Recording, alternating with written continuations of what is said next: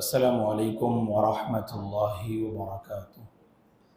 अल्हम्दुलिल्लाहि रब्बिल आलमीन वल आक़िबतु लिल मुत्तक़ीन वस्सलातु वस्सलामु अला रसूलिहिल अमीन व अला आलिहि व सहबिहि अजमईन व मन तबिअहु बि इहसानिन इला यौमिद्दीन अम्मा बाद।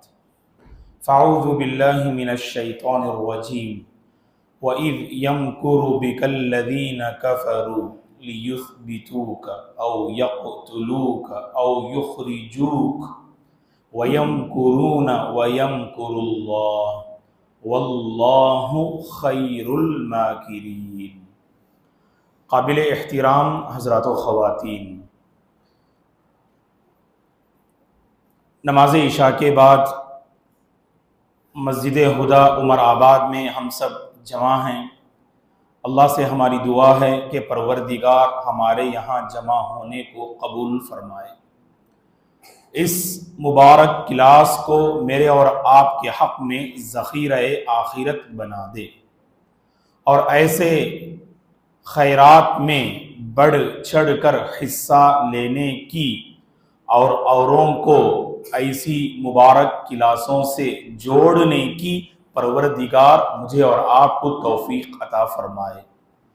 वक्त की कुर्बानी जो आप हज़रात व ख़वातीन पेश कर रहे हैं इस क्लास में हाजिर होने की खातिर, अल्लाह ताला इस मुबारक अमल को आप सबों के हक़ में कबूल फरमाए, इसका बेहतर बदला दुनिया और आखिरत में अता फरमाए।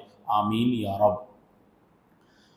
पिछले हफ्ते मुहर्रमुल हराम की मुनासबत से इस महीने में जो सानिहा और वाक़िया पेश आया, मैदान करबला में शहादत हुसैन रज़ी अल्लाह अन्हु की शक्ल में, उस वाक़िए की हकीकत और उस वाक़िए से जुड़ी चंद बातें हमने आपकी खिदमत में पेश की। इंशाअल्लाह फिर हमारी जो सीरत की क्लास है उस सिलसिले को हम आज आगे बढ़ाने जा रहे हैं। इससे पहले हमने ये बात आपके सामने पेश किया था कि सल्लल्लाहु अलैहि वसल्लम ने जब सहाबा को मदीना जाने की आपने इजाज़त दी तो एक के बाद दीगरे सहाबाए किराम रिज़वानुल्लाहि अलैहिम अजमईन रख्त सफ़र जो है बांधना शुरू किए। मुसअब बिन उमैर रज़ी अल्लाहु अन्हु को अल्लाह के नबी ने बैअत अक़बा सानिया, बल्कि पहली बैअत के बाद अक़बा ऊला के बाद आपने अंसार के हवाले किया ताकि उन्हें इस्लाम की तालीम दे और घर घर इस्लाम की तबलीग कर सकें। उसके बाद अब्दुल्लाह बिन उम्मे मक्तूम रज़ी अल्लाहु अन्हु जो नाबीना सहाबी थे, उन्होंने मदीना की जानिब हिजरत की। अबू सलमा रज़ी अल्लाहु अन्हु ने हिजरत की। उम्मे सलमा रज़ी अल्लाहु अन्हा ने बाद में हिजरत की। उमर बिन खत्ताब रज़ी अल्लाहु अन्हु ने हिजरत की।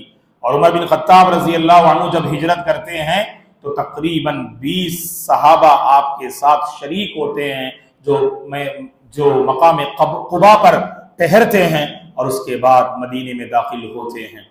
अबू बकर सिद्दीक रज़ी अल्लाहु ताला अन्हु ने हिजरत का इरादा किया तो अल्लाह के नबी ने आपको रोक दिया।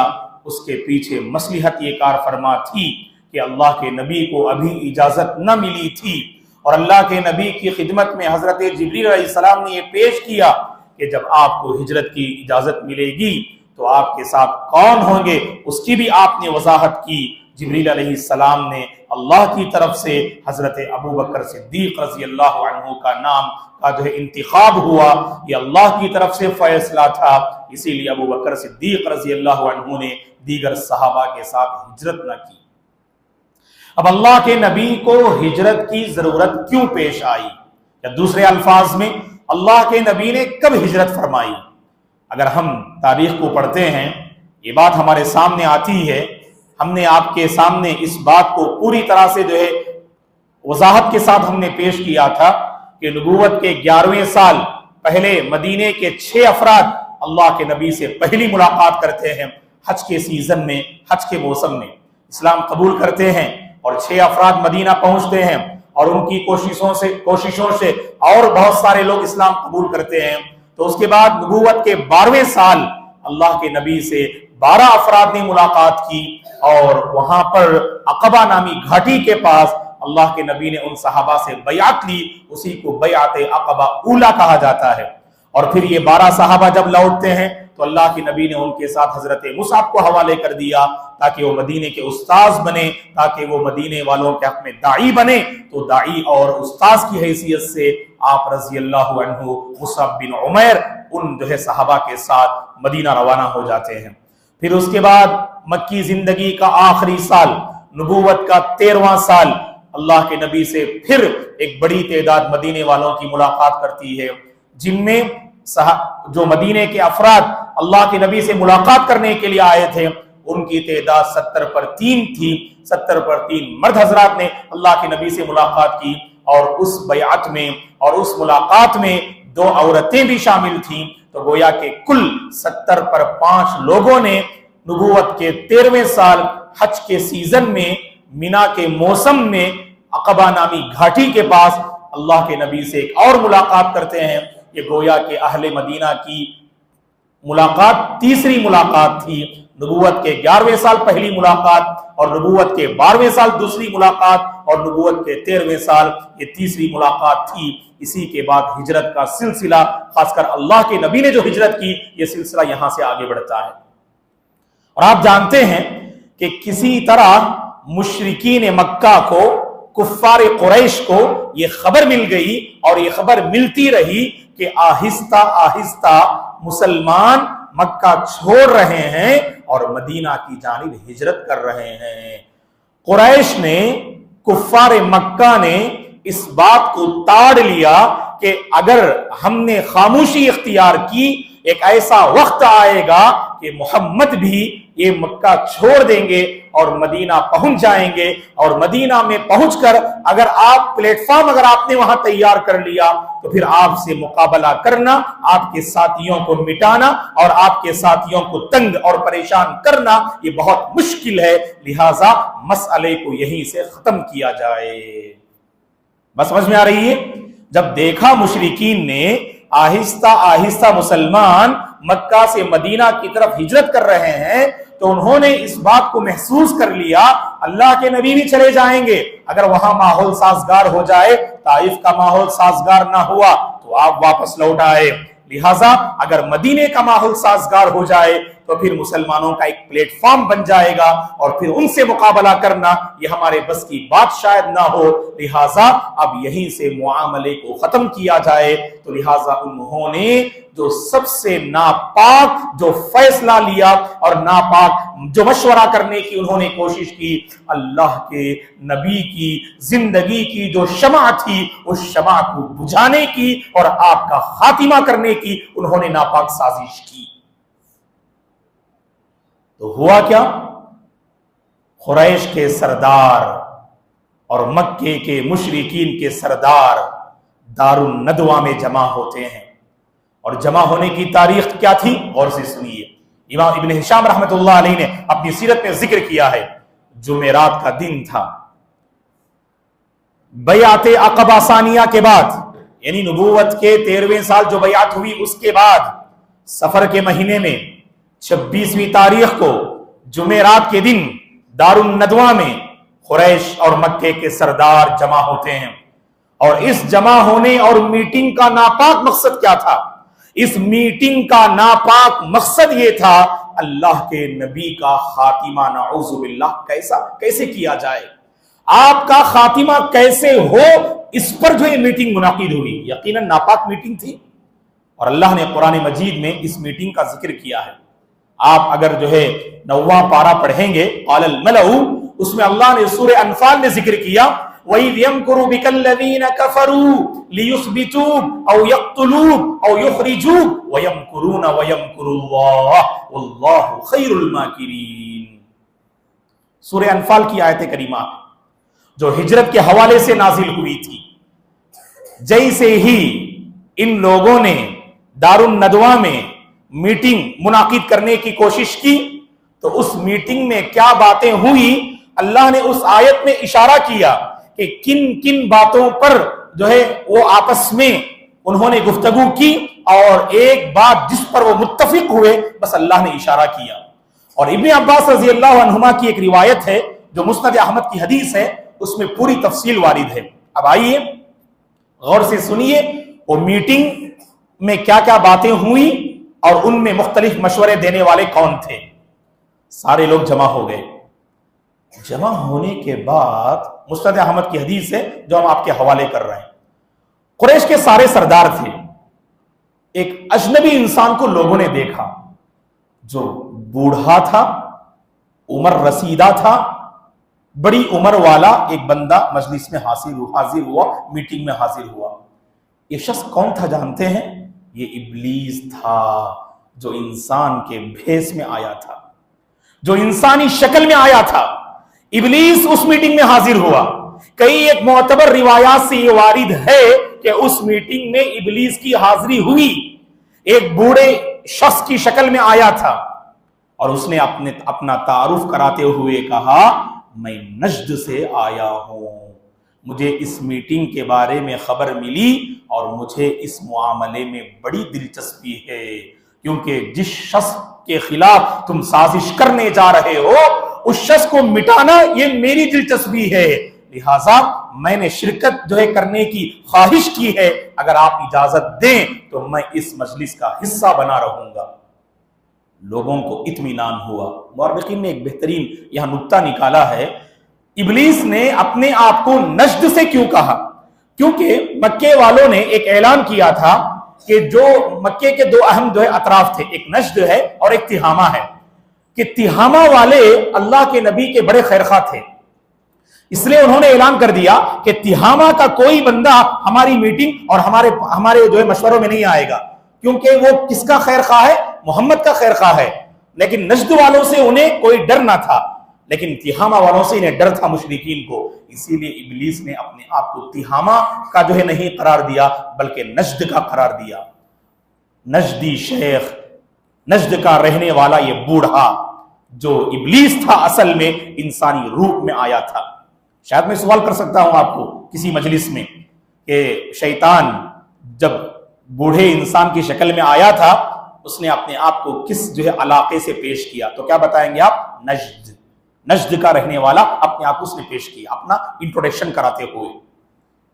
लोगों ने उसको वेलकम किया। अभी यहां पर गुफ्तगू शुरू हो रही है।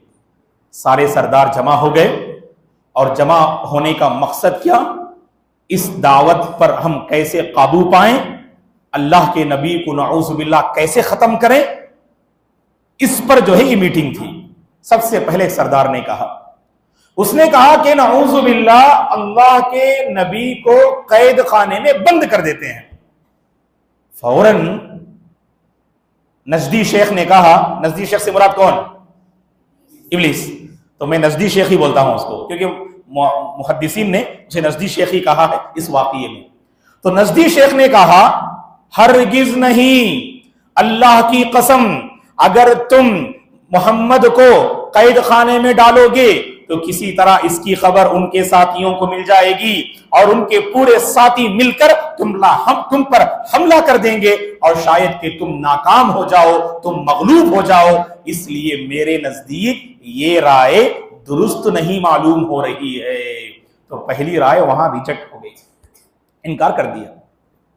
तो सबों ने कहा कि बिल्कुल ये बूढ़ा इंसान सही कह रहा है कि हम किसी भी तरह राजदार अंदाज में छुपाने की कोशिश करें, कैद खाने में बंद कर दें, खबर मिल जाएगी और सारे साथी जो आप पे फिदा हैं, जो आप पे कुर्बान हैं, आपको छुड़ाने के लिए अपने तन मन धन की बाजियां लगा देंगे। तो लिहाजा उन्होंने इस मशवरे को कबूल ना किया। एक मशवरा इनकार हो गया, कबूल ना किया। दूसरा मशवरा, एक और सरदार जिसने अपनी राय को पेश किया, कहा कि मोहम्मद को मक्के से बाहर निकाल दिया जाए, मोहम्मद को मक्के से बाहर निकाल दिया जाए। फौरन नजदी शेख इब्लीस ने कहा, हरगिज नहीं, ये राय भी दुरुस्त नहीं है। जानते हैं क्यों?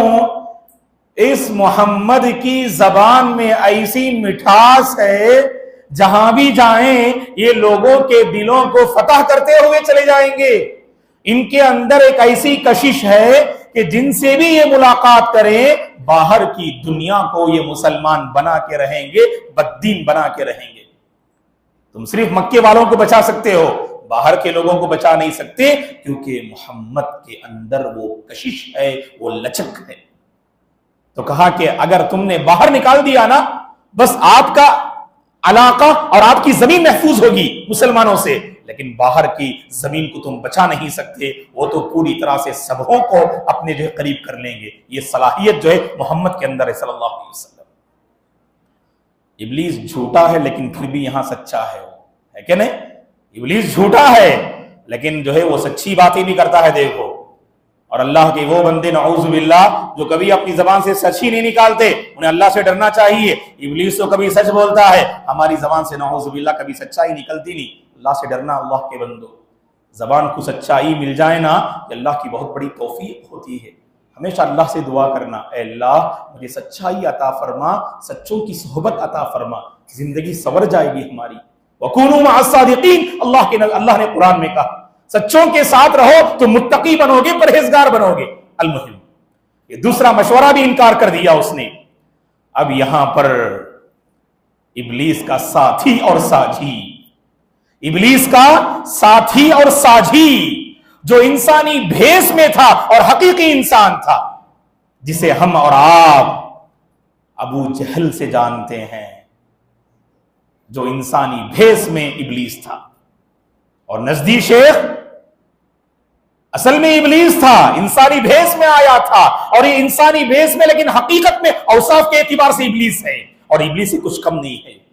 क्योंकि वल्लाह मक्की जिंदगी की तारीख पढ़कर देखिएगा, सबसे ज्यादा अगर किसी ने अल्लाह के नबी को, सहाबा को, सहाबियात को अगर परेशान किया तो ये अबू जहल ही है। और इसी ने हजरत सुमैया को रज़ी अल्लाह अन्हा को, जो बड़ी पाकबाज खातून थी, इस्लाम लाने वाली खातून थी, सबसे पहले उनकी शर्मगाह पर नेजा मारकर उनकी जो है जान इसने ली, और अल्लाह की राह में शहादत पाने वाली सबसे पहली खातून सुमैया बिन्ते खब्बात रज़ी अल्लाह अन्हा है। इस इब्लीस मलऊन ने कहा, कौन? अबू जहल ने कहा, हम ऐसा करते हैं, हर कबीले से एक नौजवान का इंतखाब करते हैं, जो नौजवान हमला करने की ताकत रखता हो, जो जज्बे वाला हो, जो सीधा साधा हो, हमारी हर बात तस्लीम करता हो, ऐसे हर कबीले से एक आला खानदान वाले नौजवान का हम इंतखाब करते हैं। मुख्तलिफ कबीलों से हम नौजवानों को इकट्ठा कर लेंगे, और तेज धारी वाली तलवार हम हर एक नौजवान के हाथ में हवाले करते हैं, और ऐसी तलवार जो एक ही वार पर मोहम्मद का काम नऊज़ुबिल्लाह तमाम कर दे। ऐसे नौजवानों को इकट्ठा करते हैं और उन्हें हम ट्रेनिंग देते हैं, और प्लानिंग के मुताबिक सारे नौजवान मिलकर अल्लाह के नबी पे जो है अटैक करें, हमला करें, इस तौर पर कि सबों की तलवार एकदम अल्लाह के नबी के जिस्म मुबारक पर पड़े, और वहीं पर अल्लाह के नबी का नऊज़ुबिल्लाह खातिमा हो जाए। अबू जहल का यह मशवरा था। उसका फायदा क्या होगा उसने बयान किया। इसका फायदा यह है, अगर इस मशवरे पर अमल किया जाए तो खानदान अब्द मुनाफ, जो अल्लाह के नबी का खानदान था, ये बनु अब्द मुनाफ पूरे कबीले वालों से बदला लेने की ताकत नहीं रखेंगे। अगर एक कबीले वालों ने कत्ल किया तो पूरे कबीले को ये मिटा सकते हैं। अगर तमाम कबीले वालों को हमने इकट्ठा कर लिया तो तमाम कबीले वालों से मुकाबला करने की ताकत और सकत इस बनु अब्द मुनाफ में नहीं है। तो आखिरकार होगा क्या? जब मुकाबला कर नहीं सकते, जब मोहम्मद का खातिमा हो जाए नऊज़ुबिल्लाह सल्लल्लाहु अलैहि वसल्लम का, तो आखिरकार दियत पर ये राजी हो जाएंगे और हम दियत देकर अपनी जान छुड़ा लेंगे। रास्ता साफ हो जाएगा और हमारा मकसूद भी पूरा हो जाएगा। इस पर सबसे पहले नजदी शेख ने कहा, राय हो तो ऐसी हो, मशवरा हो तो ऐसा हो। उसने खुलकर तायीद की और मजलिस में मौजूद तमाम सरदारों ने इस राय की तायीद की और यही राय वहां पर पास हुई। और ये करारदाद तय पाई कि 11 कबीलों का इंतखाब होगा, और 11 कबीलों का मतलब 11 नौजवानों का हम इंतखाब करते हैं, और ये 11 नौजवान एक साथ अल्लाह के नबी पे टूट पड़े और आपका काम तमाम कर दे। और उसी पर ये मीटिंग खत्म होती है। कहां जमा हुए थे? कहां जमा हुए थे? वो मकाम का नाम बताया था हमने जी, जो जवाब देंगे उनको इनाम जी। एक मकाम पे जमा हुए थे, सफर का महीना था, 26वीं तारीख थी जी। बहुत मशहूर है वो नाम, इसलिए हम थोड़ा सा रुक रहे हैं ताकि वो नाम आपके जहन में बैठ जाए।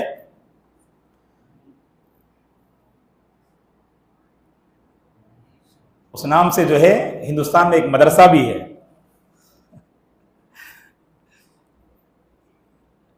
खैर, दारुन नदवा, लखनऊ में एक मदरसा है नदवा, नदवतुल उलमा लखनऊ, है कि नहीं? तो नदवा इनाम याद रखो, आप कभी नहीं भूलेंगे इंशाअल्लाह। जिस मकाम पर इनकी आपस में मीटिंग हुई उस मकाम को क्या बोलते हैं? दारुन नदवा में जमा हुए, और वहां उन्होंने ये मीटिंग की। नजदी शेख आया था और उसमें मुख्तलिफ मशवरे आए। 3 मशवरों को अल्लाह ने कुरान में सूरह अनफाल की उस आयत में जिक्र किया। वही यमकुरु बिकल्लज़ीना कफरू, काफिरों ने ऐ नबी आपके सिलसिले में साजिश की। क्या साजिश की? लियुस्बितूक, आपको कैद खाने में बंद कर दें, औ यक्तुलूक, या आपको कत्ल कर दें, औ युखरिजूक, या आपको सरजमीन मक्का से बाहर निकालें। वयमकुरून वयमकुरुल्लाह, ये भी साजिश कर रहे थे और अल्लाह तदबीर कर रहा था। याद रखना, अल्लाह ताला बेहतरीन तदबीर करने वाले हैं। काफिरों की साजिश पर अल्लाह ने कैसे जो है मिट्टी मारी, आगे अल्लाह ताला जो है अपने जो है सुभान अल्लाह अजीम तदबीर से इसको साबित करते हैं। हुआ क्या? जैसे ही इधर मीटिंग खत्म हुई, अल्लाह के नबी की खिदमत में जिब्रील अलैहिस्सलाम पहुंचे। जिब्रील अलैहिस्सलाम ने अल्लाह के नबी को बाखबर किया, ऐ अल्लाह के रसूल, अल्लाह की तरफ से ये हुक्म है, अब आपको रख्ती सफर बांधना है, अब आपको सफर की तैयारी करनी है, मक्का से मदीना आपको जाना है। क्यों? आप जिब्रील अलैहिस्सलाम ने ये बात भी वहां पर जो है वजाहत के साथ फरमाई, क्योंकि दारुन नदवा में अभी कुफ्फार कुरैश ने आपके कत्ल की उन्होंने साजिश की है और अल्लाह ताला आपको बचाएंगे, लिहाजा आप यहां से निकलिएगा, हिजरत का वक्त आ चुका है। ये बात आप जानते हैं, अंबिया इकराम अलैहिमुस्सलातु वस्सलाम जब तक अल्लाह का ऑर्डर ना आए उस वक्त तक वो अपने मकाम को छोड़ नहीं सकते। पूरे अंबिया की फहरिस्त में सिर्फ यूनुस अलैहिस्सलातु वस्सलाम वो पैगंबर है जिनसे भूल हुई, अल्लाह का हुक्म आने से पहले ही आपने अपने मकाम को छोड़ दिया। इसलिए अल्लाह ने क्या कहा, इज़ अबका इलल फुल्किल मशहून, क्या आप जो है जब कौम से निकल पड़े और कश्ती में आपकी जो है आजमाइश हुई, मछली के हवाले हुए, फिर अपनी गलती का एहसास हुआ, ला इलाहा इल्ला अंता सुब्हानका इन्नी कुन्तु मिनज़ ज़ालिमीन पढ़ा। अल्लाह ने कुरान में कहा, मुसीबत के मौके पर उन्होंने अल्लाह को याद किया, अगर वो याद ना करते तो क़ियामत के दिन तक मछली के पेट में रहते। मुसीबतें आती हैं दोस्तों, अल्लाह को याद कीजिएगा, अल्लाह की याद इंसान को मुसीबतों से नजात दिलाती है, याद रखो। सिर्फ एक पैगंबर हैं, फलौला कानत क़रियतुन आमनत फनफ़अहा ईमानुहा इल्ला कौम यूनुस। यूनुस अलैहिस्सलाम वो पैगंबर है जो हुक्म आने से पहले निकल पड़े, वरना पूरे अंबिया की तारीख पढ़कर देखिएगा, हालात किस कदर संगीन क्यों ना हो, वो अपनी कौम ही में बरकरार रहते, जब हिजरत का हुक्म होता तो फिर अपनी कौम से निकलते। अल्लाह के नबी ने कितने साल सब्र किया? 13 साल सब्र किया नबी बनाए जाने के बाद। कोई मामूली मुद्दत नहीं, 2-3 दिन हम बर्दाश्त नहीं कर सकते, है क्या नहीं? हमारी हालत क्या है? ईमान इतना कमजोर है कि 1 दिन 2 दिन 1 महीना कुछ बर्दाश्त करते और अगले महीने हम गलत रास्ता तलाश करते, ईमान पे बाकी नहीं रहते। याद रखना, अल्लाह ताला अपने हमारे ईमान का इम्तिहान लेते हैं, हम ईमान पे बाकी रहते या नहीं रहते, माल के जरिए आजमाते हैं और रिश्तेदारों के जरिए आजमाते हैं, भूख और प्यास के जरिए आजमाते हैं, बीमारी के जरिए आजमाते हैं, हम तौहीद पर बाकी रहते हैं या शिर्क का दरवाजा हम खटखटाते हैं। 13 साल अल्लाह के नबी ने सब्र किया। ये कोई मामूली मुद्दत ना थी, और ये सब्र मामूली सब्र ना था, ऐसा सब्र जमील था। उस सब्र जमील को पढ़कर देखिएगा, अल्लाह के नबी की मक्की जिंदगी के एक एक वरक में दुश्वारियां, परेशानियां, आफतें, मुसीबतें, आजमाइशें हमें नजर आएंगी, और हर मोड़ पर अल्लाह के नबी साबित कदम रहे और आपने सबात कदमी का सबूत दिया। एक रोशन सुबह मुसलमानों के हक में मदीने में इंतजार कर रही थी। रोशन सुबह जो नमूदार हुई ईमान वालों के हक में, वो सरजमीन मक्का में नहीं, सरजमीन मदीना में अल्लाह ताला ने मुसलमानों के हक में वो रोशन सुबह को नमूदार किया। लिहाजा अब वक्त आ चुका, अब यहां से हालात बदलेंगे इंशाअल्लाह। हालात ने पूरी तरह से अपना काया जो है पलटा, और ये हिजरत याद रखिएगा, अल्लाह के नबी की जिंदगी में पेश आने वाला एक टर्निंग पॉइंट वाकया है, और यहीं से सुभान अल्लाह मुसलमानों की पूरी हालात जबरदस्त जो है उनमें तब्दीली आती है, एक प्लेटफॉर्म नसीब होता है, आगे मौके मुयस्सर आते हैं। अब तक जो है सुभान अल्लाह जो है मजलूमाना जिंदगी बसर कर रहे थे, अब डिफेंस के पोजीशन में आते हैं और फिर अटैक के पोजीशन में आते हैं। मुख्तलिफ सुभान अल्लाह हालात है जो मदनी जिंदगी में नजर आएंगे। चलिए आगे बढ़ते हैं। अल्लाह के नबी को जिब्रील अलैहिस्सलाम ने यह पैगाम दिया कि मुशरिकीन मक्का ने तुम्हारे कत्ल की साजिश की, लिहाजा निकलिएगा, हिजरत करना है। और जैसे पहले ही खबर दे दी गई, जब हिजरत की बारी आएगी तो कौन साथ रहेंगे? हजरत अबू बकर सिद्दीक रज़ी अल्लाह अन्हु साथ रहेंगे।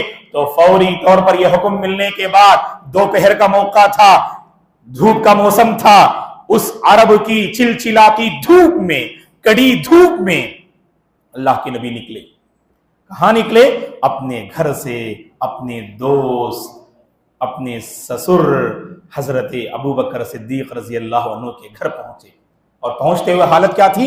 इब्न हिशाम रहमतुल्लाह अलैहि ने लिखा है, और कई अहादीस की किताबों में वाक़िया वारिद है, अल्लाह के नबी धूप की तमाज़त से आप अपने सर मुबारक पर आपने चादर जो है चादर से अपने सर को ढांप लिया। तकरीबन आपका आधा सर जो है और आधा चेहरा मुकम्मल छुप चुका था। इस हालत में बहुत तेजी के साथ दौड़ते हुए अबू बकर की खिदमत में आप पहुंचे, और जैसे दूर से हजरत अबू बकर ने आपको देखा कि अल्लाह के नबी का ये मामूल ना था कि उस चिलचिलाती धूप में कभी आप हजरत अबू बकर के घर नहीं गए, और जब देखा बड़ी तेजी से आ रहे हैं, बड़ी कड़ाके की धूप है, और जब आ रहे हैं यकीनन कोई नाजुक मसला होगा, कोई अहम मामला होगा, ये समझ लेते हैं आपके समझदार साथी अबू बकर सिद्दीक रज़ी अल्लाह अन्हु। तो लिहाजा जैसे ही अल्लाह के नबी करीब पहुंचते हैं, आगे बढ़ते हैं, पुरजोश आपका इस्तकबाल करते हैं, अल्लाह के नबी का दस्ती मुबारक आप थामते हैं और आपको अंदर लेते हैं। और जैसे ही अंदर पहुंचते हैं, अल्लाह के नबी ने हजरत अबू बकर से कहा, अय अबू बकर, अगर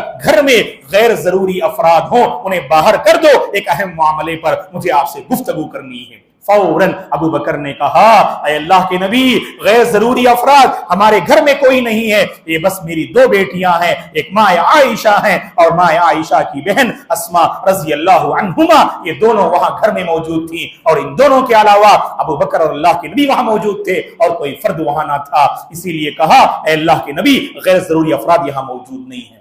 आपने कहा, अय अबू बकर, मुझे हिजरत का हुक्म आ चुका है। फौरी तौर पे कहा हजरत अबू बकर ने। सुभान अल्लाह, बड़ी देर से जो है आपके दिल में तमन्ना थी कि सुभान अल्लाह, अल्लाह के नबी ने रोका है मुझे हिजरत करने से, यकीनन उसमें ये बात होगी कि मुझे और रिफाकत मिलेगी। फौरी तौर पर कहा, अल्लाह के नबी, मैं आपके साथ चलता हूं। वहां पर खुशखबरी सुनाई, पहले ही मुझे ये हुक्म मिल चुका है कि सफर हिजरत में तुम मेरे साथी रहोगे, मेरे रफीक सफर बन के रहोगे। तो लिहाजा फौरी तौर पर हजरत अबू बकर ने आपकी खिदमत में 2 ऊंटनियां पेश की। अल्लाह के नबी, मुझे मालूम था कि हिजरत करना है, लिहाजा मैंने पहले से 2 ऊंटनियां तैयार कर रखी हैं, जो फरबा हैं, जो तरोताजा हैं, जो सेहतमंद हैं। इनमें से जो ऊंटनी चाहें आप ले लीजिएगा, एक ऊंटनी मैं अपने लिए ले लेता हूं, इन 2 ऊंटनियों पे हम सवारी करते हैं।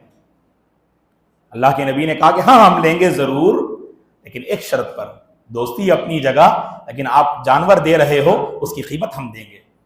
तो अल्लाह के नबी ने उस शर्त पर जो है उस ऊंटनी को कबूल किया।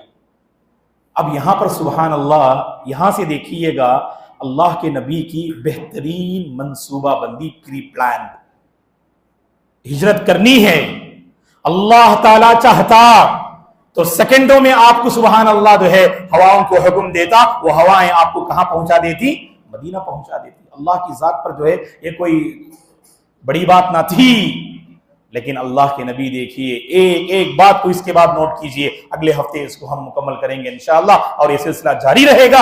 अल्लाह के नबी का यहां से एक एक कदम देखिएगा, सुभान अल्लाह कितना मुबारक कदम है। सबसे पहले आपने मदीना के लिए जिस रास्ते का इंतखाब किया वो बिल्कुल नायाब रास्ता था, उस रास्ते से कोई वाकिफ ना थे, इक्का दुक्का कोई बंदा वाकिफ था, वरना आम जो मशहूर रास्ता था मक्का से मदीना जो 400 किलोमीटर पर मुश्तमिल है, वो रास्ता ने इख्तियार ना किया। ये सबसे पहली तदबीर रही। और वो रास्ता ऐसा था, उस रास्ते से कोई वाकिफ ना था, बहुत कम बंदे वाकिफ थे जो पुराने लोगों में से। तो एक आदमी के बारे में खबर मिली जो मुशरिक था, बड़ा वफादार था, समझदार था, उस आदमी का इंतखाब होता है और उस आदमी का नाम है अब्दुल्लाह बिन उरकुद या अब्दुल्लाह बिन उरैकित। इमाम इब्ने हिशाम की जो किताब है अस्सीरा नबविया, उसका एक पुराना मखतूत है, आपका एक पुराना नुस्खा है, उसमें उरकुद लिखा हुआ है और उमूमन जदीद नुस्खों में उरैकित लिखा हुआ है। अब्दुल्ला बिन उरकुद या अब्दुल्ला बिन उरैकित नामी शख्स का आपने इंतखाब किया जो दिल्लील था, मुशरिक था, रास्ता बताने के लिए आपने उसका इंतखाब किया। उससे आपने गुफ्तगू की, हमें मदीना जाना है, एक गैर मारूफ रास्ता इख्तियार करना है, इसमें आपकी हमें जो है रहनुमाई मतलूब है और इस मामले को राज में रखना है और किसी को खबर नहीं देना है। उसने वफादारी का सबूत दिया। उजरत आपने मुकर्रर फरमाई, अगर तुम मदीना पहुंचा दोगे तो तुम्हें क्या उजरत मिलेगी। तो कौन सा डायरेक्शन इख्तियार किया? आम जो रास्ता था मक्का से मदीना जाने का, वो जो है शुमाल का, वो जो है नॉर्थ डायरेक्शन था। मक्के से जो शुमाल का रास्ता है वहां से जाया करते थे मदीना। लेकिन अल्लाह की नबी ने जो सफर हिजरत के लिए जो रास्ता इख्तियार किया वो जुनूब मगरिब का रास्ता इख्तियार किया, साउथ का रास्ता इख्तियार किया। और वो साउथ का वो रास्ता था, मक्के का जो साउथ का हिस्सा था जो बिल्कुल गैर मारूफ था, उस रास्ते को आपने इख्तियार किया। उसके बाद हजरत अबू बकर सिद्दीक रजी अल्लाह अन्हु के जरिए घर वालों को क्या क्या जिम्मेदारियां आप देते हैं। माए अस्मा का भी इसमें किरदार होता है, आमिर बिन फुहैरा का भी इसमें किरदार होता है, अब्दुल्ला बिन अबी बकर का भी इसमें किरदार होता है। क्या कुछ वाकयात हैं, उसके बाद तैयारियां कैसे अल्लाह के नबी ने फरमाई और कैसे आप गारे सौर पहुंचे, मक्का से निकलते हुए आपकी कैफियत क्या थी, गारे सौर से आप मदीना कैसे पहुंचे, ये सब तफसीलात इंशाअल्लाह हम आने वाली क्लास में मालूम करते हैं। अल्लाह से हमारी दुआ है कि परवरदिगार हम सबों को अल्लाह के रसूल से सच्ची मोहब्बत करने की तौफीक अता फरमाए। सहाबा के अंदर इस दीन को लेकर जो अजीम जज्बा था, जो हम वक्त कुर्बानी पेश करने के तैयार रहते थे, वो अजीम कुर्बानी पेश करने की अल्लाह मुझे और आपको तौफीक अता फरमाए। जब तक अल्लाह इस दुनिया में मुझे और आपको बाकी रखे, उसके दीन पर बाकी रखे और दीन ही पर खातिबा नसीब फरमाए। हर बुरी नज़र से अल्लाह हम सब की हिफाजत फरमाए। कारोबार और तिजारत में अल्लाह बरकत दे, ज़िंदगी में अल्लाह बरकत दे, चैन व सुकून नसीब फरमाए। अल्लाह जो बीमार हैं उन्हें शिफा आजिला और कामिला नसीब फरमाए। अल्लाह नौजवान नस्ल की हिफाजत फरमाए, मुआशरे के बुजुर्ग अहबाब के साए में अल्लाह बरकत दे। अल्लाह ताला हम सबों को दीन से जोड़ रखे और दीन ही पर अल्लाह खातिमा नसीब फरमाए। आमीन। अक़ूलु क़ौली हाज़ा व अस्तग़फ़िरुल्लाह ली व लकुम व लिसाइरिल मुस्लिमीन मिन कुल्लि ज़ंब फ़स्तग़फ़िरूहु इन्नहु गफ़ूरुर रहीम। पिछली क्लास के सिलसिले में एक दो सवालात हैं इंशाअल्लाह। और आप जानते हैं शहादत हुसैन रज़ी अल्लाहु अन्हु के